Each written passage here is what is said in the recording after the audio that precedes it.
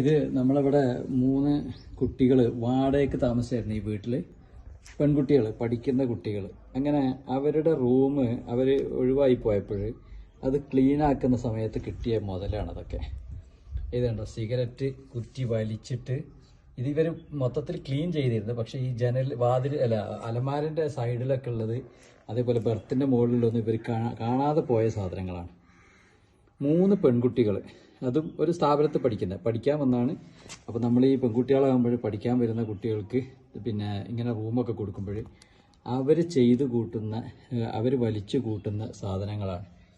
ഇതാണ്ടോ, ഇതിൽ അവരുടെ അടുത്തുള്ള ബോട്ടിൽസും മറ്റുള്ള സാധനങ്ങളൊക്കെ ഉള്ളതൊക്കെ അവർ മാറ്റി.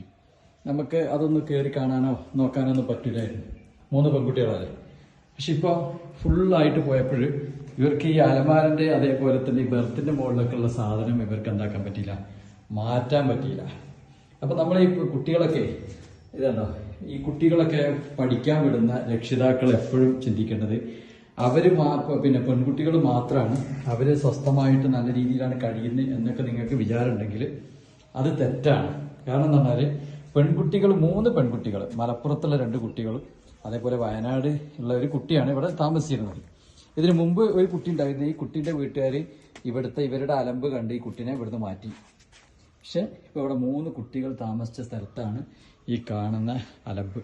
അപ്പോൾ കുട്ടികളൊക്കെ പഠിപ്പിക്കാൻ വിടുന്ന ആളുകളെ ഇടയ്ക്കൊന്ന് അവരുടെ പിന്നെ സ്ഥിതിയൊക്കെ ഒന്ന് പോയിട്ട് പഠിക്കുക, അവരെങ്ങനെയാണ് അവിടെ ജീവിക്കുന്നത്, അവരുടെ റൂമിലൊക്കെ ഒന്ന് കയറിയിട്ടൊന്ന് സെർച്ച് ചെയ്യുക.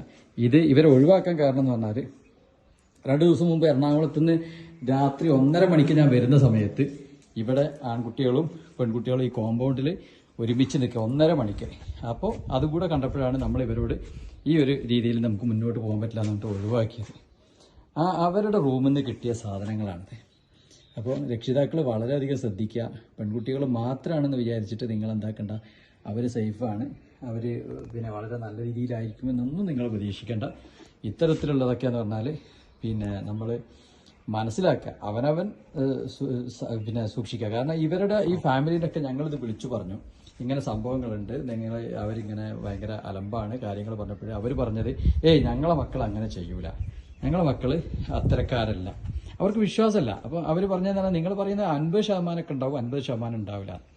അപ്പോൾ ഇതെല്ലാം മനസ്സിലാക്കിയിട്ട്, നമുക്കും കുട്ടികളൊക്കെ ഉള്ളതാണ്, ഇതെല്ലാം മനസ്സിലാക്കിയിട്ടാണ് ഈ ഇത്തരത്തിൽ നമ്മൾ പാർട്ടിക്കാരെ വരെ വരെ പരാതി കൊടുത്തിട്ടാണ് ഇവരെ ഇവിടുന്ന് ഒഴിവാക്കിയത്.